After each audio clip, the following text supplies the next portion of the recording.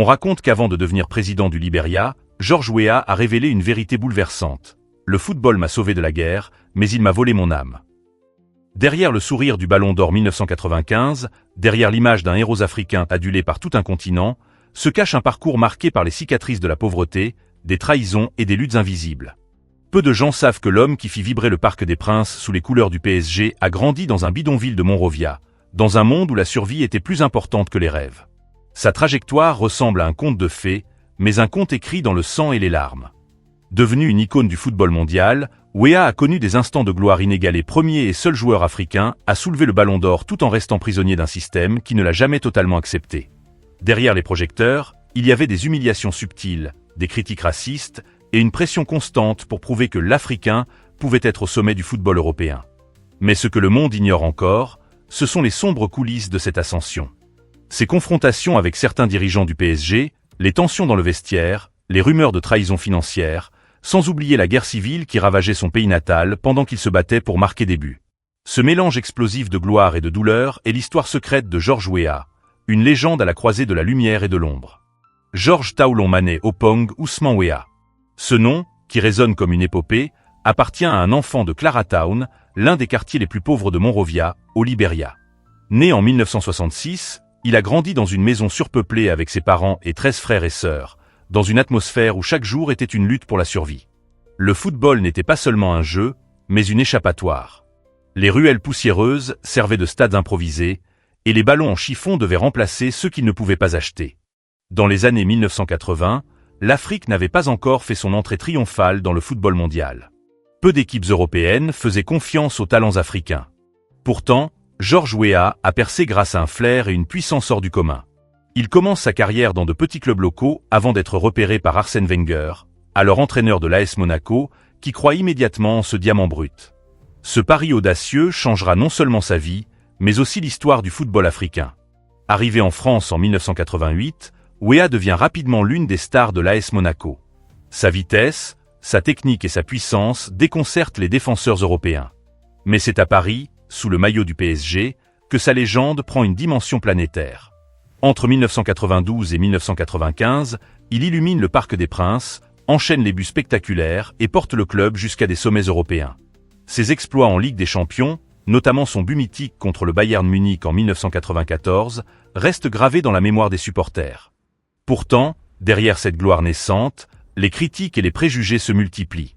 Certains journalistes n'hésitent pas à le qualifier des « athlètes bruts », insinuant qu'il doit sa réussite plus à son physique qu'à son intelligence de jeu. Ce racisme latent, qu'il subira tout au long de sa carrière, le pousse à prouver encore davantage qu'il mérite sa place parmi les meilleurs.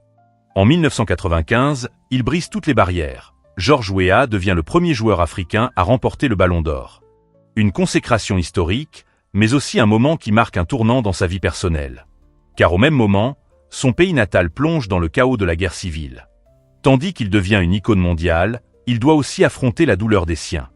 Il utilise sa notoriété pour faire entendre la voix du Liberia, mais les rumeurs disent qu'il a dû payer cher, financièrement et émotionnellement, pour maintenir la paix dans sa famille restée au pays. Le contraste entre les strass de Paris et les larmes de Monrovia est violent.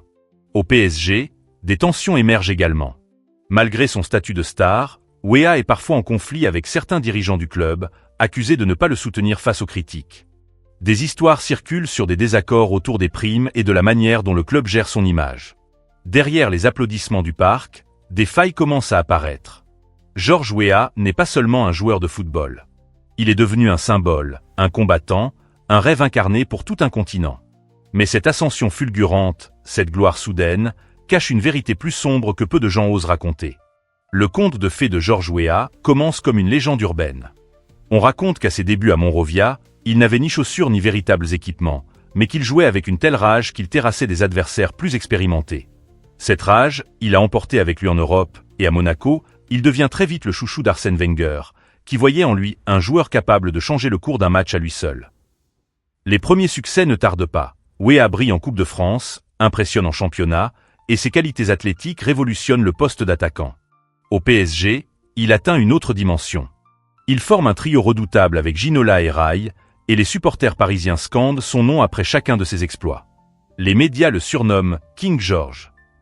Son but légendaire face au Bayern Munich en 1994, où il dribble toute la défense avant de marquer, reste un symbole de sa domination totale. Pourtant, ce succès est accompagné d'un revers amer. Dès 1994, des rumeurs commencent à circuler sur son tempérament jugé imprévisible. Certains membres de la direction du PSG reprochent à Weah de refuser certaines obligations médiatiques. D'autres parlent de tensions dans le vestiaire, où des jalousies se seraient installées entre lui et certains coéquipiers. Les tabloïds évoquent même des disputes violentes, bien que ces allégations n'aient jamais été confirmées.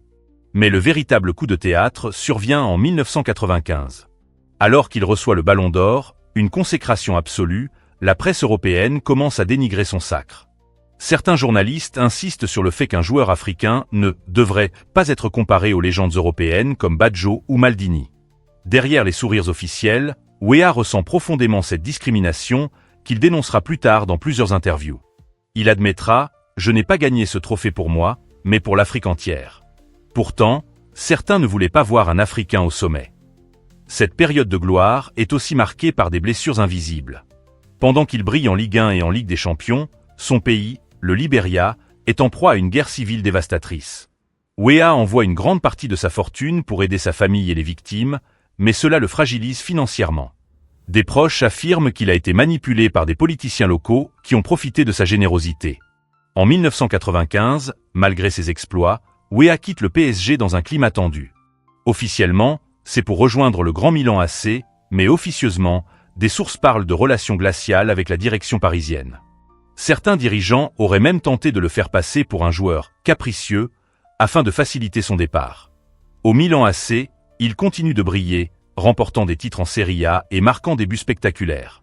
Mais à mesure que sa carrière avance, les blessures s'accumulent et la pression médiatique devient insupportable. Des rumeurs infondées de problèmes financiers et de conflits familiaux commencent à circuler. L'homme qui faisait rêver le monde se retrouve face à une autre réalité. Celle d'un système qui glorifie un joueur tant qu'il est au sommet, puis l'abandonne dès que son étoile commence à pâlir. Le déclin est lent mais inévitable. Après des passages à Chelsea, Manchester City et Marseille, Weah quitte progressivement le football de haut niveau. Pourtant, même dans cette chute, il reste un symbole. Car au-delà du joueur, c'est l'homme, avec ses failles et ses combats, qui fascine toujours. L'histoire de George Weah n'est pas seulement celle d'un footballeur devenu une légende, c'est aussi celle d'un homme brisé par les sacrifices imposés par sa gloire. Derrière les trophées et les applaudissements, il y a une vérité plus sombre, presque jamais racontée. Au sommet de sa carrière, Weah vivait dans un tourbillon où l'argent, la politique et le racisme se mêlaient. Des proches ont révélé qu'il était victime de pressions financières intenses, car une grande partie de ses revenus servait à soutenir sa famille élargie et à financer des actions humanitaires au Libéria, un pays ravagé par les guerres civiles.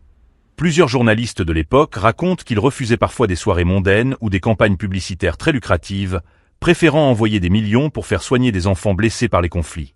Cette générosité, admirable en apparence, le mettait souvent en difficulté.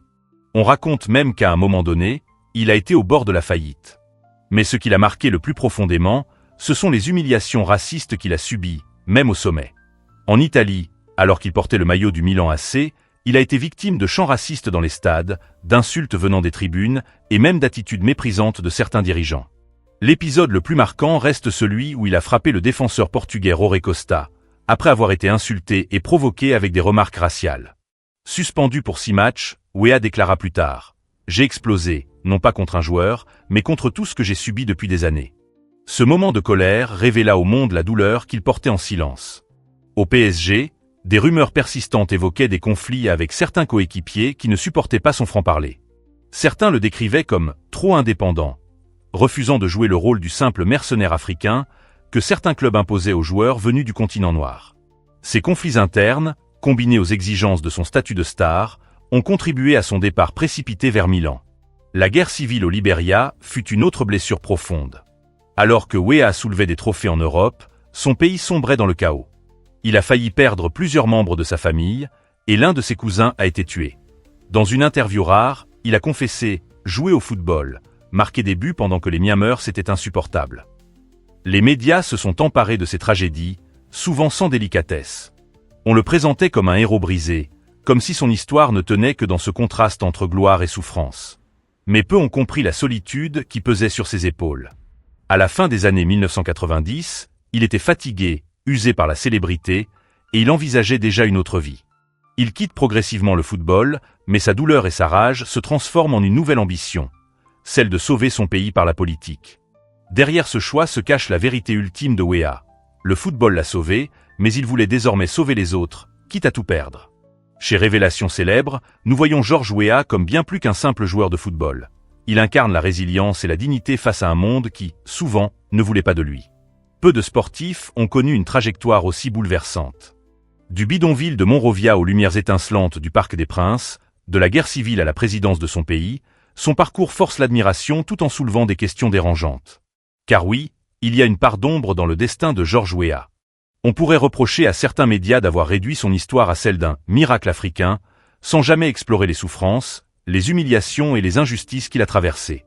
Derrière l'image de l'attaquant rapide et élégant se cachait un homme qui luttait contre un racisme insidieux, des attentes irréalistes et la pression financière de soutenir tout un pays en guerre. Là où d'autres joueurs auraient choisi de fuir, Weah est resté fidèle à ses valeurs. Ses prises de position humanitaires, sa volonté de donner une voix aux victimes de son pays et ses combats contre les discriminations ont parfois fait de lui une cible. Certains dirigeants de clubs européens auraient même préféré un joueur docile, uniquement concentré sur le ballon. Weah, lui, refusait de se taire. Ce mélange de courage et de vulnérabilité est ce qui le rend unique. Gagner un ballon d'or est déjà un exploit incroyable, mais pour Weah, ce trophée était un message. L'Afrique aussi pouvait rêver et régner sur le football mondial. C'est peut-être pour cette raison qu'il reste dans les mémoires, bien au-delà des statistiques. Et vous, que pensez-vous de George Weah? Était-il ce héros romantique qui a transcendé les limites du sport, ou une légende trop vite oubliée par un monde qui ne pardonne pas les faiblesses? Nous, chez Révélation célèbre, croyons que son histoire mérite d'être racontée encore et encore, non pas comme celle d'un footballeur parfait, mais comme celle d'un homme qui a affronté ses démons avec la même force qu'il affrontait les défenseurs sur le terrain. Certains récits ne devraient jamais être oubliés, et celui de George Weah en fait partie. Car derrière les dribbles magiques, les buts spectaculaires et les trophées scintillants, il y a l'histoire d'un enfant des rues qui a conquis le monde, puis qui a choisi de redonner tout ce qu'il avait reçu. Aujourd'hui, lorsque l'on évoque son nom, ce n'est pas seulement le souvenir du Ballon d'Or 1995 qui revient en mémoire, mais aussi celui d'un homme qui a transcendé le football pour devenir une figure politique, un leader, un symbole de résilience pour toute une nation. De Monrovia à Paris, de Milan à la présidence du Libéria, George Weah incarne ce que signifie se battre contre le destin, même quand tout semble perdu. Les souvenirs de ses exploits restent gravés dans la mémoire collective. Son but mythique contre le Bayern Munich, ses sprints foudroyants au Parc des Princes, son charisme naturel qui faisait chavirer les foules. Mais au-delà de ces instants de gloire, il y a une mélancolie, celle de savoir combien il a dû sacrifier pour arriver jusque-là. Le football l'a élevé, mais il l'a aussi brisé, laissant des cicatrices invisibles que seul le temps pourra apaiser. Certains disent que les légendes ne meurent jamais. George Weah est l'exemple parfait. Son nom restera éternellement lié à l'idée qu'un rêve, aussi fou soit-il, peut changer une vie et même un pays. Peut-être que, désormais, en connaissant cette face cachée de son histoire, vous regarderez ses exploits d'un autre œil, avec cette impression étrange d'avoir percé un secret trop longtemps gardé. Parce que certaines histoires n'étaient pas destinées à être connues. Mais maintenant, vous savez.